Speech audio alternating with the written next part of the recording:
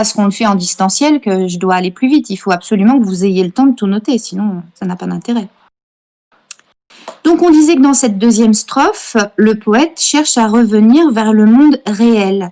Il ne souhaite plus entendre le chant du batelier, donc au vers 6, contrairement au vers 2, comme ce qu'il avait dit dans la strophe 1, et donc il souhaite revenir dans un monde plus concret, notamment on voit l'idée de danse, en dansant une ronde, donc on peut imaginer ici qu'il y a des personnes en train de danser dans le bar, ou le bar, n'utilisez pas le mot bar parce que c'est très anachronique, utilisez plutôt le mot taverne.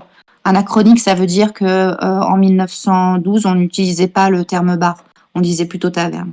Donc, il utilise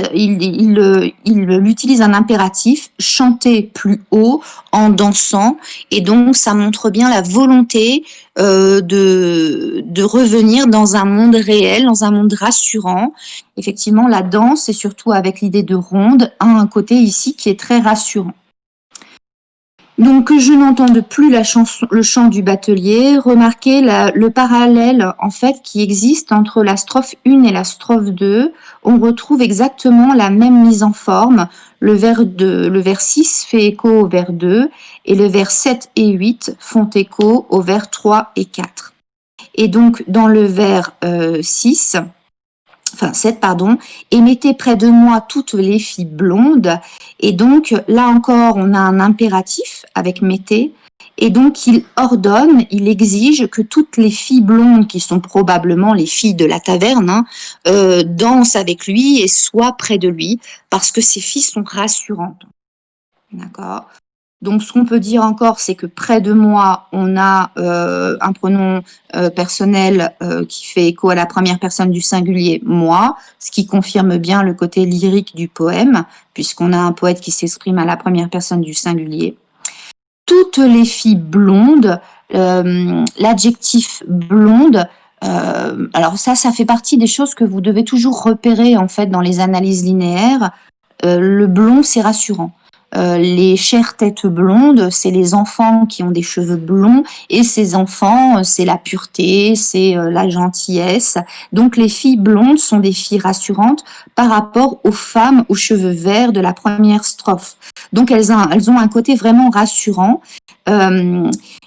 Et elles ont une coiffure qui est également rassurante. Là où on avait dit que les femmes aux cheveux verts avaient des cheveux longs jusqu'à leurs pieds, elles ont des nattes repliées, c'est-à-dire qu'elles ont une coiffure très structurée, donc déjà à travers l'idée de natte, et repliée, là encore, on est vraiment dans le contrôle. Donc ces femmes dans le monde réel sont très rassurantes. Par contre, elles ont le regard immobile. Qu'est-ce que vous pouvez me dire là-dessus ? Elles sont rassurantes, mais elles sont comment ? Je vous écoute. Le regard immobile, à l'inverse, je trouve que c'est pas rassurant, en fait. Ouais, alors c'est pas que c'est pas rassurant, c'est qu'elles ont l'air plutôt...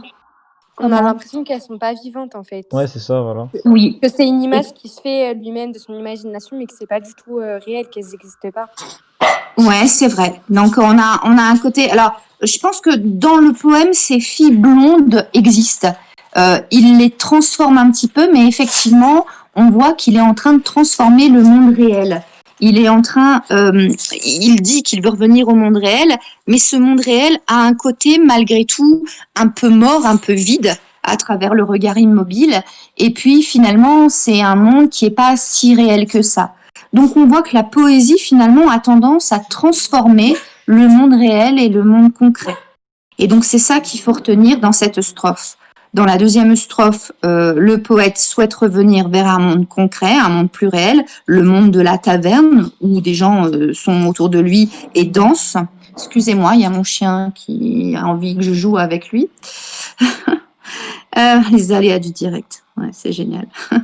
Et donc, ce monde, a priori, est plutôt rassurant, puisqu'on parle de danse, on parle de ronde, et en même temps, on voit qu'il y a une certaine transformation, puisque ces filles blondes, qui semblent dans un premier temps tout à fait rassurantes avec les nattes repliées, ont un regard immobile, c'est-à-dire qu'on sent une certaine distance, on sent un côté un petit peu mort finalement, et on a déjà une transformation finalement du réel.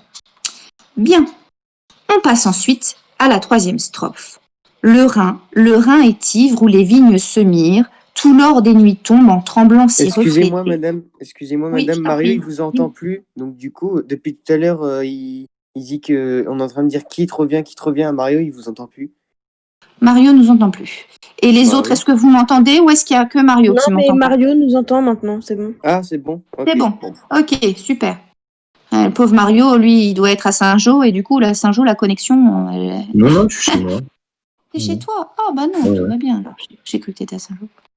Bon, n'hésite pas à envoyer un message du coup, ou carrément envoyez-moi un message sur mon téléphone parce que je le verrai s'inscrire directement quand vous me recevez pas.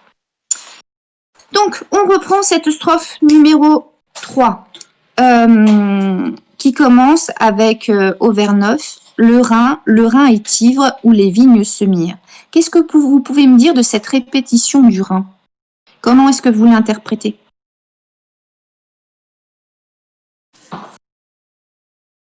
C'est quoi? C'est pourquoi il y a une répétition du mot Rhin? C'est comme un souvenir, non? Il se rappelle. Non, il n'a pas besoin de se souvenir parce qu'en fait, il est supposé être juste à côté du Rhin quand il évoque et quand il écrit. D'où elle pourrait venir cette répétition? Bah, il précise que c'est bien le Rhin et que c'est pas un autre fleuve. Ouais, oui.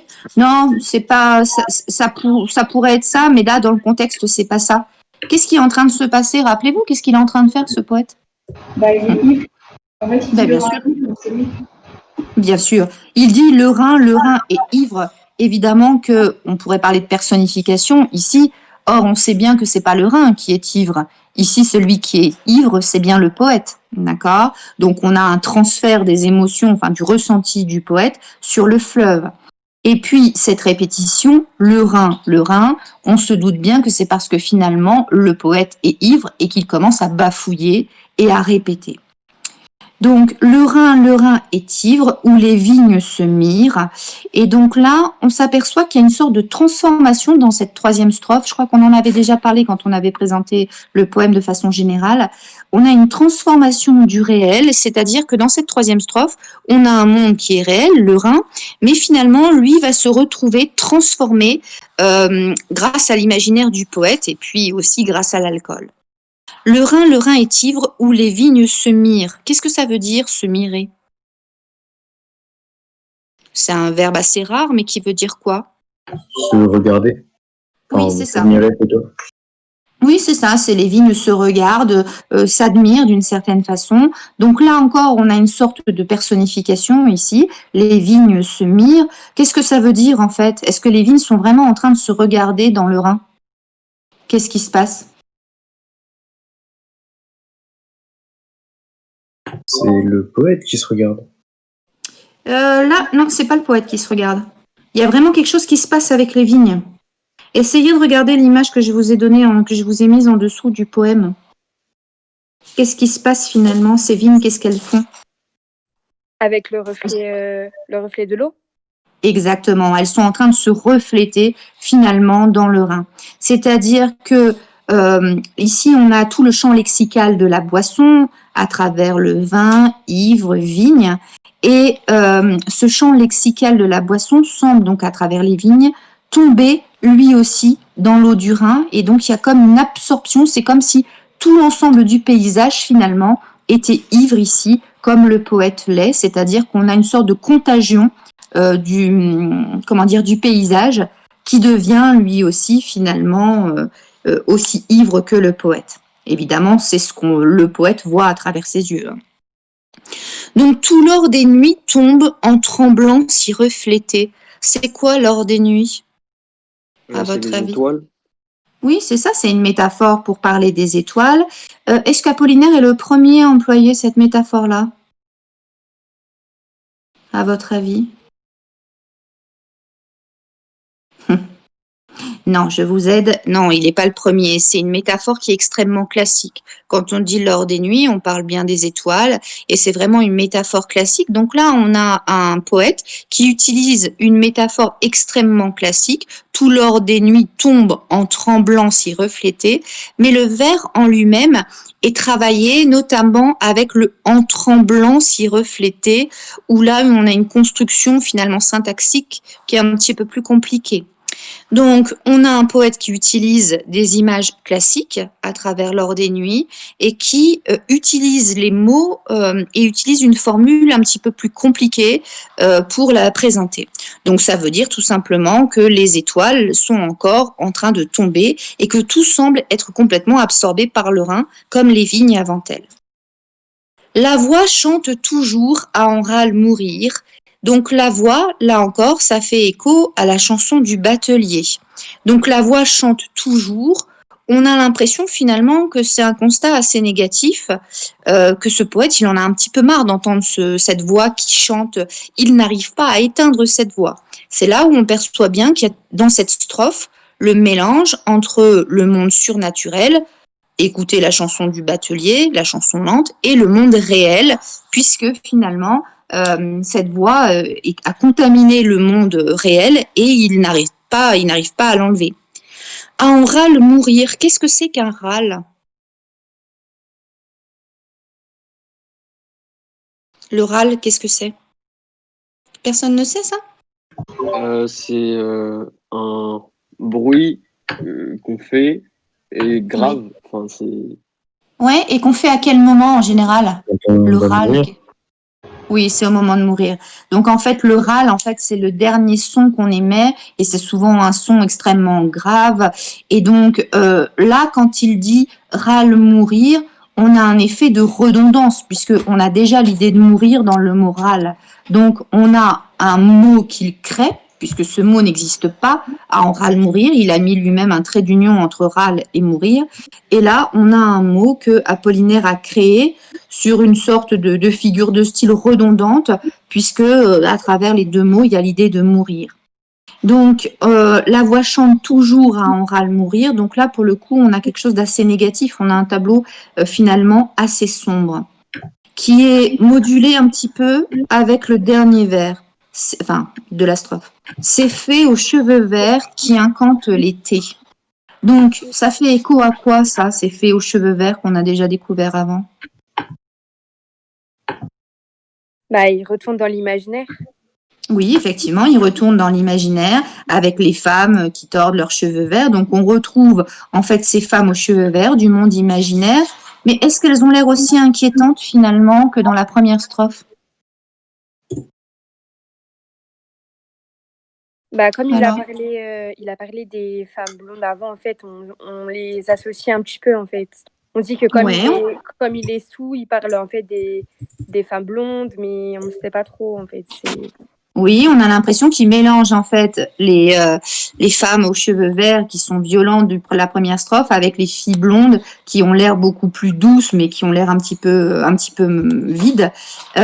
Et en quoi est-ce que dans ce vers-là, c'est fait aux cheveux verts? Quel est le mot qui apporte de la douceur et qui montre que c'est pas exactement les mêmes que dans la première strophe? Parce que les filles, Oui. elles incantent l'été. Alors ça veut dire quoi incanter l'été? Déjà, comment est-ce que vous le comprenez? Bah, il y a une idée de chaleur, quoi. Genre, c'est agréable. Genre, l'été, c'est cool. Oui, et incanter, qu'est-ce que ça veut dire? Ouais, qu'elles Elles amènent amènent l'été. l'idée de. Oui, alors, ce qu'il faut savoir, c'est que, ça vous le notez, le verbe incanter n'existe pas. C'est un mot qui n'existe pas, alors que vous pourrez peut-être trouver dans les dictionnaires très littéraires parce que Apollinaire l'a inventé. Le verbe incanter n'existe pas. Il est basé sur le mot incantation. Et donc, faire des incantations, on sait ce que c'est, hein, c'est souvent une idée de magie, d'idée de surnaturel. Et incanter l'été, on le comprend. On voit très bien ce que ça veut dire. En gros, ce sont des femmes qui appellent l'été à l'aide de formules magiques. Effectivement, ça donne un côté rassurant, je suis d'accord avec vous, parce que avec l'été, on a une idée de chaleur. Si on avait dit elles incantent l'automne ou elles incantent l'hiver, on n'aurait pas eu la même idée. Mais avec l'idée d'été, on a une idée de chaleur. C'était pas à ça que je pensais dans un premier temps, mais c'est très bien. Quel est le mot qui est plus rassurant et qui fait que ces femmes sont pas effrayantes? Bah, le mot fait. C'est les faits. Bah oui, bien sûr, c'est le mot fait. Le mot fait ici confère à ces femmes une image beaucoup plus rassurante, puisque évidemment les faits en général c'est plutôt positif et c'est plutôt gentil. Bon, maintenant il y en a toutes les sortes, mais dans l'idée, dans l'imaginaire collectif, c'est plutôt ça. Donc si on résume, dans cette strophe-là, on a une sorte de mélange entre le monde réel et le monde imaginaire. Il y a comme une contagion finalement sur le monde réel, c'est-à-dire le Rhin, les vignes, et puis les femmes qui sont dans la taverne. Il y a comme une contagion du monde surnaturel, de cette espèce d'alcool qui engloberait tout et qui transformerait ce monde réel en monde un petit peu, comment dire, entre le réel et l'imaginaire. C'est important ça parce que c'est la figure du poète.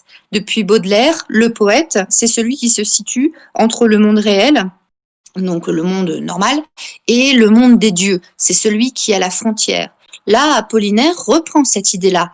Il est en train de dire que la poésie, c'est ce qui se situe entre le réel et l'imaginaire. La poésie, ce n'est pas que d'écrire le réel. La poésie, ce n'est pas que d'écrire l'imaginaire. C'est se faire une sorte de mix. Ne le dites pas comme ça. Hein. C'est faire une sorte de mélange entre les deux. Et donc pour lui, là, dans cette troisième strophe, il est arrivé à une présentation parfaite de sa conception de la poésie, puisqu'il parvient à mélanger les deux.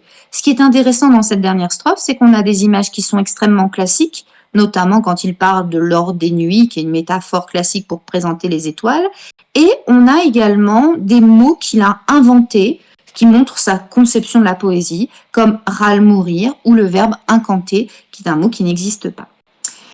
Et donc, on retrouve ce dernier vers, donc ce monostiche ou monostique, donc après les 3 quatrains. Mon vers s'est brisé comme un éclat de rire. Ça, on en avait déjà parlé quand on avait présenté le poème dans sa globalité, puisque ce dernier vers est détaché des autres et suggère finalement qu'il est brisé, c'est-à-dire qu'il est détaché, qu'il n'est pas collé aux autres.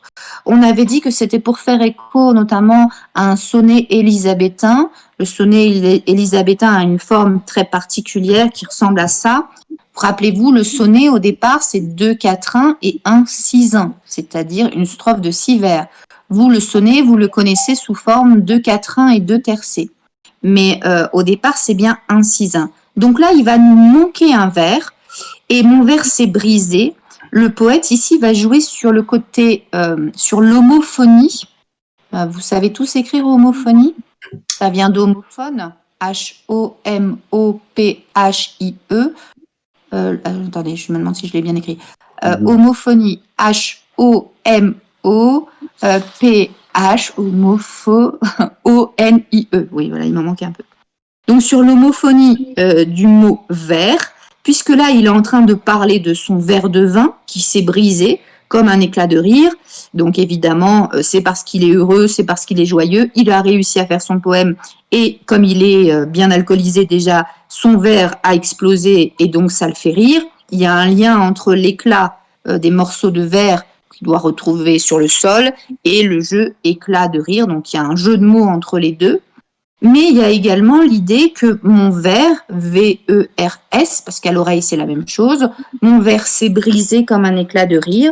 Et bien là, on a un poète qui explique qu'il ne peut pas aller plus loin et que là où le lecteur pensait avoir affaire à un sonnet classique, finalement, le poète affirme sa position de maître absolu. Il explique que lui, il casse le poème à ce moment-là et que ça le fait beaucoup rire. Donc on a un poète qui est en train de s'amuser, il est en train de se moquer de vous d'une certaine façon. Il est en train de dire, regarde lecteur, tu vois, je t'ai bien eu, je suis en train d'écrire un poème sur l'écriture d'un poème, et à la fin, tu crois que je vais faire un sonnet, mais non, à la fin, je ne ferai pas de sonnet, parce que finalement, en poésie, on fait exactement ce qu'on veut, et on peut même faire des jeux de mots, on peut même rire en poésie, ce qui n'est pas a priori quelque chose de classique. Est-ce que tout va bien? Est-ce que vous avez réussi à tout suivre? Madame, Oui. on peut dire qu'il y a une reprise anaphorique avec le premier et le dernier vers qui commencent tous les deux pareil. Oui, on a une reprise anaphorique entre le premier vers, mon vers et mon vers. Et de ce fait, on peut même aller plus loin, dire, mais finalement, le premier vers, est-ce qu'il est juste en train de parler du verre de vin ou est-ce qu'il est en train de parler de son vers poétique? Est-ce que c'est pas ce qu'on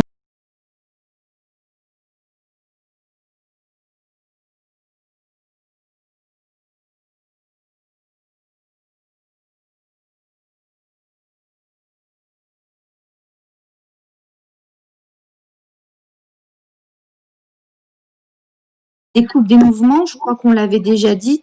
Mais en fait, ça respecte les strophes.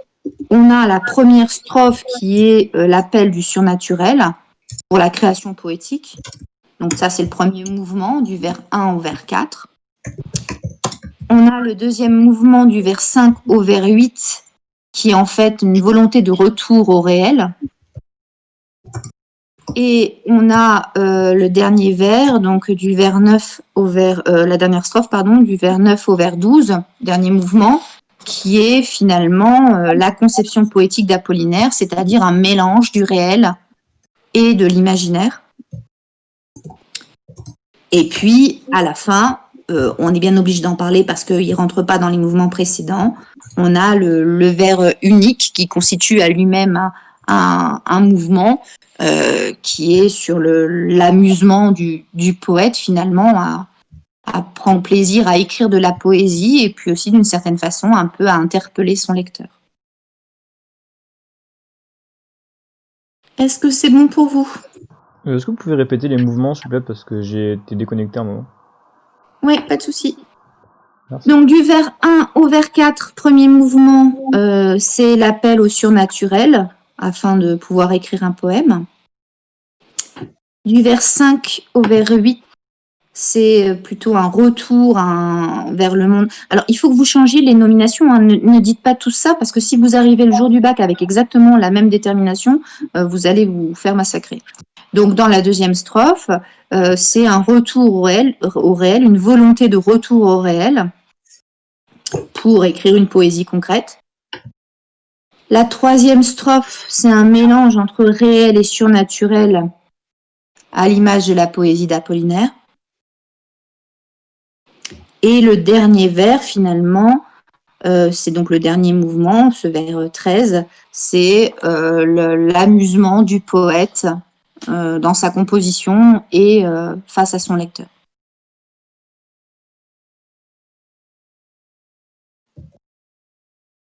C'est bon pour tout le monde, là?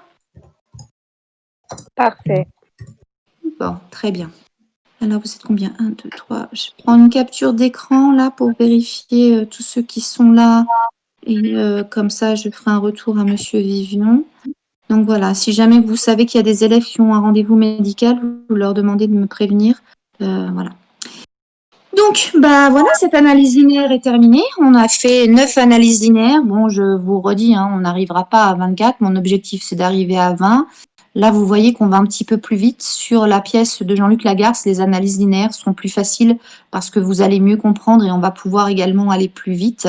Donc, bon, on arrivera normalement tout juste aux 20 textes. Ne paniquez pas en sachant que les examinateurs dans l'ensemble ne pensent pas arriver à plus de 15 textes. Donc on devrait s'en sortir. Est-ce que vous avez des questions? Madame, j'ai juste... Ah, vas-y. Vous battez pas. Allez, vas-y Alexis, dis-moi. Bah, c'est juste, mardi prochain, on a le bac blanc. Ouais. Et le mercredi, après le lendemain, on a le dossier de lecture sur le prochain livre. Est-ce que le dossier du prochain livre, vous pouvez le décaler ou il faut le rendre ce jour-là? Ah oui, c'était si tôt, je croyais que c'était la semaine d'après. Ah non, c'est du coup, le mardi, on a le bac blanc et le mercredi, on a notre... Non. Bah, de toute façon, ça n'a pas de sens de vous le faire lire si vite puisqu'on n'a pas encore terminé, on n'a même pas commencé Jean-Luc Lagarce. Donc oui, tu fais bien de me le faire remarquer. Je vais le décaler. Il faut que je le dise à tout le monde. Et également à ma première D. Je vous le décale pour juste après les vacances. D'accord? La première semaine des vacances? Ouais, la première, enfin juste après les vacances. C'est livre, parce que... J'ai pas commencé même pas le livre en fait. Ah, moi non plus. Bah, je pense qu'en fait, personne n'a commencé et puis peut-être que personne n'a pas encore acheté les livres. Donc, c'est pour ça que je demande la question. Mais du coup, c'est lequel qu'il faut lire? Du coup, bah, tu sais, t'en as deux au choix. T'as Candide ou l'autre, le singe d'après l'homme, ou je sais plus comment il s'appelle. Ok, d'accord. Ouais, Tu l'être choisis l'un des intéressant, deux, machin. l'un des deux que tu choisis, puis tu fais un dossier de lecture. Ok. Mais de toute façon, on a collé les feuilles au début du cahier, donc du coup, t'as tous les livres qu'il te faut. Par contre, je crois qu'on n'entend plus la prof. Ah oui, je crois qu'on n'entend plus la prof, oui, effectivement. Faudrait lui demander. Madame du ciel, on vous entend plus, juste au cas où. Elle nous entend plus non plus, t'inquiète. Ouais, mais je pense que si elle nous entend plus, ça va pas trop la déranger puisqu'on nous entend jamais quand elle parle. Ah, d'accord. Bon. Envoyez-lui un message sur son téléphone. Bah Antoine, il a déjà envoyé un message sur Discord. Mais de Moi, toute j'ai façon, pas son on a numéro. terminé. On a terminé Je là. voulais envoyer un Je message peux sur la son faire. téléphone. Bah, si, là, on posait des Non, elle questions. est toujours dessus. Il y a son micro qui est désactivé, enfin qui est activé et il y a le petit rond vert quand elle parle. Oui, c'est qu'en fait, c'est Ah, bugué, bah, c'est juste qu'il faut qu'elle quitte et qu'elle revienne dans l'appel. Trop bizarre. C'est ce qui m'est arrivé tout à l'heure et c'est peut-être qu'il lui est arrivé à Mario aussi. Ouais, là, ça m'est arrivé tout au long. Ah, Bah, bizarre. ouais, c'est vrai. Mais on l'a entendu là, non? Bah, Ouais, on mais- l'entendait, puis ouais, après, mais c'est bim, bugué, ça a là. coupé. Donc là, du coup, là, on... Non, mais c'est un quelqu'un bug a fréquent envoyé un sur message. Discord, donc faut juste qu'elle quitte et qu'elle revienne, mais il faut qu'elle sache qu'on Mais Bah oui, ne mais l'entend faut plus, déjà quoi. qu'elle voit le message, parce que là, elle parle dans Mais le vide. personne peut lui envoyer un SMS sinon? Moi, j'ai pas son numéro. Ah, c'est bon, elle va revenir. Ouais, elle a quitté, Ah, elle a quitté pour revenir? je pense. Ah, elle est là. Vous m'entendez là? Oui, Oui, c'est c'est bon, on vous bon. entend. Oui, c'est bon. Ça y est, on s'est retrouvés. Oui. Bon, alors du coup, je ne sais plus du tout où je m'étais arrêtée, où vous Bah, vous du êtes coup- arrêtés. Dites-moi. Bah, du coup, on parlait justement avec Mario et Antoine pour les 2 livres au choix qu'on devait choisir. On devait en choisir Oui. un au choix et faire le dossier de Oui. lecture pour, du coup, Alors, pour la première semaine. c'est pas vraiment un dossier de lecture que vous allez devoir faire. Je vous en reparlerai mercredi parce que je vais vous donner une feuille que vous allez devoir remplir où vous allez me présenter rapidement l'auteur, me présenter rapidement le résumé. En gros, me faire une mini fiche de lecture sur une seule page que vous devrez être capable de présenter à l'oral sans la feuille. C'est-à-dire que vous aurez tellement bien appris cette feuille que vous aurez rédigée que vous serez capable de présenter votre livre en 3 minutes. Et ça, c'est ce que vous allez devoir faire pour votre oral de français. Être capable de présenter l'un de vos livres préférés, donc une lecture sur les 8 que vous aurez fait pendant l'année, et que vous serez capable de la présenter pendant 3 minutes. Vous allez être noté là-dessus. Donc à ce moment-là, on va s'entraîner juste après les vacances. Donc, on va décaler cette lecture après les vacances. Je vous expliquerai mercredi quand on va se voir parce que comme ça, en distanciel, c'est pas simple. Et donc, vous allez me présenter la lecture, là, soit Candide, soit Lettre à un singe de son espèce. Si vous avez des difficultés de lecture, je sais plus si je vous l'avais dit ça, prenez plutôt Lettre à un singe de son espèce, ça se lit très facilement. Si vous avez déjà lu Candide, prenez Lettre à un singe de son espèce. Si vous aimez lire, que vous êtes un grand lecteur, mais que vous n'avez jamais lu Candide, à ce moment-là, vous prenez Candide parce que c'est une lecture obligée. Si vous voulez faire des études de lettres par la suite, prenez Candide, vous n'avez pas le choix si vous ne l'avez pas déjà lu. Donc ça, c'est vraiment les quelques conseils que je peux vous donner. Est-ce que vous avez des questions ? Ouais, c'est Non, bon. c'est bon. Non, du coup, c'est C'est bon. bon pour vous ? D'accord. Donc là, je pars du principe qu'on est resté même pas une petite heure ensemble. Donc je vous ai mis sur Scholinfo le point de grammaire à aborder. Vous allez me faire le fichier. Donc vous allez bien travailler ce point de grammaire. Vous faites attention, il y a une erreur sur le fichier. Mais oui, ça arrive. Dans le tableau, c'est marqué discours direct dans la partie discours indirect. Vous allez comprendre quand vous allez regarder. Là, comme ça, vous comprenez pas. Mais il est bien évident que quand on est en train de parler du discours indirect, dans le tableau, c'est discours indirect qui doit être noté. Donc, vous regarderez. Là, vous comprenez pas, mais c'est normal. Vous regarderez les pages. Donc, tout ça, j'ai noté sur Scholinfo. Vous les faites aujourd'hui. Vous apprenez toute cette notion d'interrogation. Parce que mercredi prochain, je sais, je suis vraiment pas sympathique, mais je vous fais une mini-interrogation sur l'interrogation, tous à l'écrit. Je vous demande de m'expliquer rapidement le point de grammaire et ensuite je vous pose quelques questions. Je vous donne des exemples et vous me présentez si c'est une interrogation directe, indirecte, totale ou partielle en fonction de ce que vous avez étudié. Donc vous faites ça vraiment avec attention, ces pages de fichiers. Ce soir à 17h, je vais demander à 3 élèves de m'envoyer leur fichier. D'accord? Donc, vous prenez en photo votre fichier et vous me l'envoyez le plus rapidement sur Skolinfo. Donc, à 17h, je vous demande, et l'idéal, c'est de m'envoyer ça dans les 10 minutes d'un quart d'heure. Si vous n'êtes pas chez vous et que vous partez cet après-midi, vous prenez en photo votre fichier. À 17h, vous jetez un petit coup d'œil sur Skolinfo et puis vous me les envoyez d'où vous êtes. D'accord? Donc, parce que ça, c'est vraiment important, il faut le faire sérieusement. Est-ce que vous avez des questions? J'ai pas mon fichier parce que je suis parti ouais, mercredi et j'étais pas là et je savais pas. Du coup, j'ai pas pu le prendre.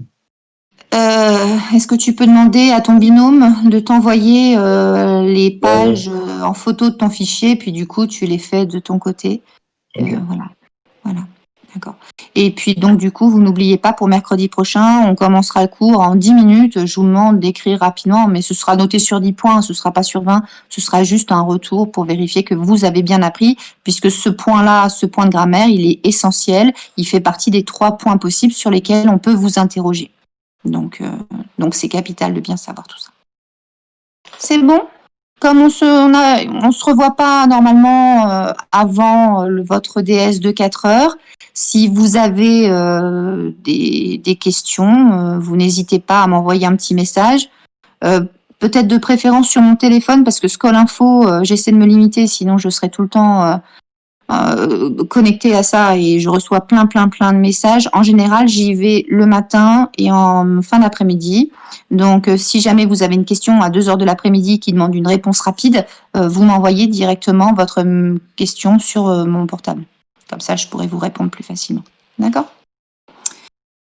Voilà. Bon, je crois que on a bien travaillé. Vous en profitez pour faire la fiche bac le plus rapidement possible aussi, mais ça, la fiche bac, je le redis, c'est pour vous, de façon à bien préparer votre oral. Les oraux de français, ce sera en avril, donc ne vous laissez pas dépasser par les fiches bac. Eh bien, jeunes gens, je vous souhaite une belle journée.